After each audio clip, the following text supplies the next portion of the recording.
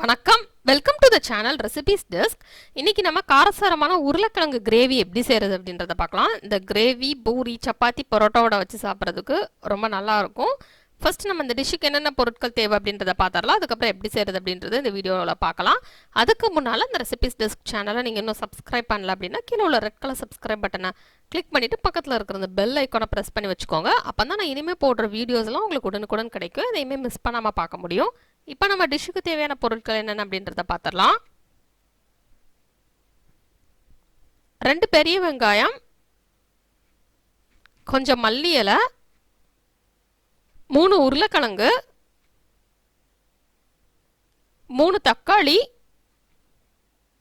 2 பிரியாணி இலை, 2 பச்சை மிளகா, ஒரு சின்ன துண்டு இஞ்சி, 5 பல் பூண்டு, ஒரு அன்னாச்சி பூ, 2 ஏலக்காய், ஒரு சின்ன துண்டு பட்டை, 2 கிராம்பு, ஒரு துண்டு தேங்காய், 3 முந்திரி பருப்பு, 1/4 டீஸ்பூன் கசகசா, 1 டீஸ்பூன் சோம்பு, 1 டேபிள் ஸ்பூன் வத்தல் தூள், 1/4 டீஸ்பூன் மஞ்சள் தூள், 1/2 டீஸ்பூன் மல்லித்தூள், 1/4 டீஸ்பூன் கரம் மசாலா. கரம் மசாலா எப்படி செய்யணும்னு தெரிஞ்சுக்கணும்னா கீழே டிஸ்கிரிப்ஷன் பாக்ஸில் லிங்க் கொடுக்குறேன், அதை பார்த்து தெரிஞ்சுக்கோங்க. ஃபர்ஸ்ட் ஒரு மிக்ஸி ஜார் எடுத்துக்கலாம். எடுத்துகிட்டு அதில் தேங்காய் சின்ன சின்ன துண்டா நறுக்கி சேர்த்துக்கலாம். அதுக்கப்புறம் அதில் முந்திரி பருப்பு, சோம்பு, கசகசா சேர்த்துடலாம். அப்புறம் பூண்டை வந்து தோல் உரிச்சிட்டு சேர்த்துக்கிடலாம். இஞ்சி சின்ன சின்ன துண்டா நறுக்கி சேர்த்துக்கலாம். இப்போ பச்சை மிளகாயை சின்ன சின்ன துண்டா நறுக்கி சேர்த்துடலாம். சேர்த்துட்டு இப்போ இதை நல்லா அரைச்சிடலாம். தண்ணி விட்டுட்டு நல்லா ஒரு பேஸ்ட் மாதிரி இப்படி அரைச்சி எடுத்து வச்சுக்கலாம். இப்போ ஒரு ப்ரெஷர் குக்கர் எடுத்துடலாம். எடுத்துகிட்டு அதில் 3 டேபிள் ஸ்பூன் எண்ணெய் சேர்த்துக்கிடலாம். நான் இதில் கடலெண்ணெய் சேர்த்துருக்கேன். இப்போ எண்ணெய் நல்லா சூடாகட்டும். அதுக்கப்புறம் இதில் பட்டை, ஏலக்காய், கிராம்பு, அன்னாச்சி பூ, பிரியாணி இலை சேர்த்துடலாம். நல்ல ஒரு ஃப்ளேவருக்காக நான் இந்த பிரியாணி இலையை பிச்சு சேர்த்துருக்கேன். இப்போ இதை லேசாக ஃப்ரை பண்ணிடலாம்.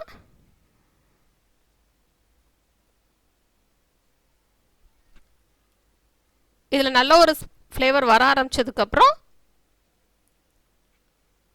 நெக்ஸ்ட் இதில் வெங்காயம் சேர்த்துடலாம். வெங்காயத்தை நல்லா சின்ன சின்ன துண்டாக நறுக்கி சேர்த்துடலாம். சேர்த்துட்டு இப்போ இதை நல்லா ஃப்ரை பண்ணிடலாம்.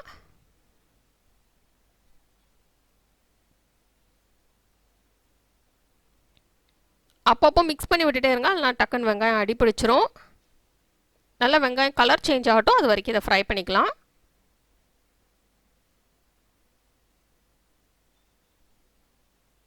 இப்போ நல்லா வெங்காயம் ப்ரௌன் கலராக சேஞ்ச் ஆயிடுச்சு.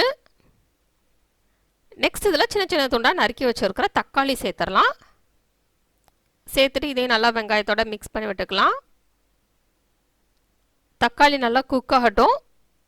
நல்லா இந்த பச்சை வாசனைலாம் போய் வெங்காயத்தோட மிக்ஸ் ஆகட்டும், அது வரைக்கும் நம்ம இதை அப்பப்போ மிக்ஸ் பண்ணி விட்டுட்டே இருக்கலாம். டிஷ்ஷுக்கு தேவையான அளவு உப்பு சேர்த்துடலாம். உப்பு சேர்த்துட்டோன்னா தக்காளி வந்து ரொம்பவே குயிக்காக ஃப்ரை ஆயிரும். இப்போ உப்பு சேர்த்தாச்சு. இப்போ இதை மிக்ஸ் பண்ணி விட்டலாம். இப்போ நல்லா தக்காளி ஃப்ரை ஆகிற வரைக்கும் நம்ம அப்பப்போ இதை மிக்ஸ் பண்ணி விட்டுட்டே இருக்கலாம், அடிப்பிடிக்காமல் இருக்கிறதுக்காக.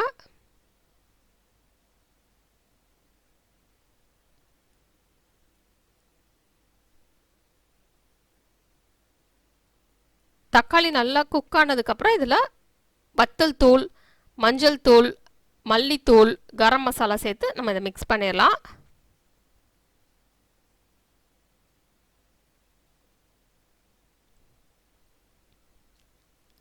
இப்போ இது மிக்ஸ் பண்ணதுக்கப்புறம்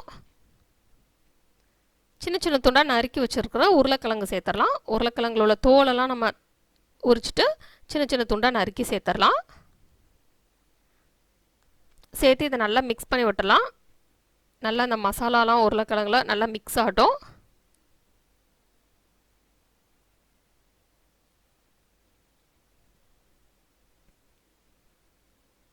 இப்போ இது நல்லா மிக்ஸ் ஆனதுக்கப்புறம் தேவையான அளவு தண்ணி சேர்த்துடலாம். தண்ணி சேர்த்துட்டு இதை நம்ம ப்ரெஷர் குக் பண்ணிடலாம்.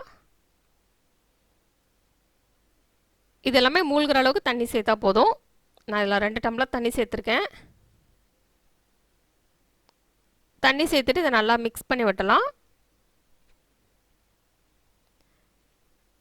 இப்போ இதை நம்ம ப்ரெஷர் குக் பண்ணிடலாம்.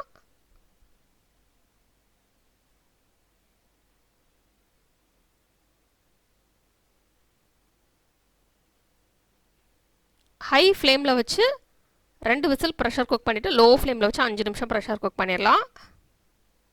இப்போ ப்ரெஷர் ரிலீஸ் ஆனதுக்கப்புறம் நம்ம குக்கரை ஓப்பன் பண்ணி பார்த்துடலாம். இப்போ இது எல்லாமே நல்லா குக் ஆயிடுச்சு.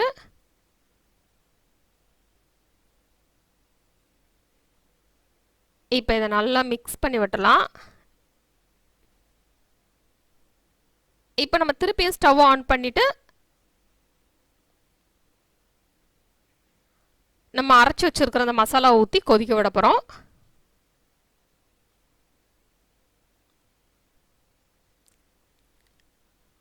இப்போ இது நல்லா கொதிக்க ஆரம்பிச்சிடட்டும். கொதிக்க ஆரம்பிச்சதுக்கப்புறம் நம்ம அரைச்சி வச்சுருந்த அந்த மசாலா ஊற்றிடலாம். இப்போ இதை நல்லா மிக்ஸ் பண்ணி விட்டுலாம். தேவையான அளவு தண்ணியும் சேர்த்துக்கலாம். சேர்த்துட்டு இதை நல்லா கொதிக்க விடணும். ஏன்னா இதில் உள்ள பச்சை வாசனை எல்லாமே போகணும்.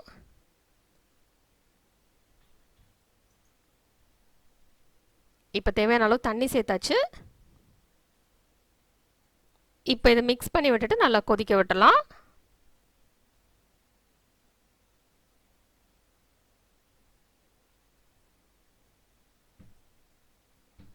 இப்போ இதை நல்லா மிக்ஸ் பண்ணியாச்சு. இப்போ இது நல்லா கொதிக்கணும். நல்லா அந்த பச்சை வாசனைலாம் போகிற வரைக்கும் நல்லா இதை கொதிக்க விட்டலாம். நல்லா கொதித்து எண்ணெயெல்லாம் மேலே வர வரைக்கும் நம்ம இதை கொதிக்க விடணும். இது நல்லா கொதிச்சதுக்கப்புறம் நம்ம ஸ்டவ் ஆஃப் பண்ணிடலாம். ஆஃப் பண்ணிவிட்டு சின்ன சின்ன துண்டாக நறுக்கி வச்சுருக்கிற கொத்தமல்லி எல்லாம் சேர்த்து நம்ம இதை மிக்ஸ் பண்ணி விட்டலாம்.